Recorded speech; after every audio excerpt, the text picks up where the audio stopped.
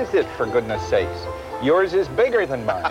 Well, we got a lot of stuff to Oh, harvest. listen, we have so much to do on our program today. Let me introduce, with great pleasure, Dr. Tarrant. Yes. No, I'm not a doctor. No, you're not a doctor. But David Tarrant from the University of British Columbia's Botanical Garden. And, of course, my trusty helper, Bob. Thank you very much. Today on our program, friends, well, seriously, we're not going to embarrass ourselves because I feel our harvest is bountiful. That's pretty good, actually, yeah. But it's going to knock your socks off when you see the harvest that takes place in the province of Quebec, which is the other part of our program. Absolutely. Had a good time, didn't you? Yeah, loved it. Ate a lot. It's great. So, we've got lots to do. Stay with us. We'll be right back.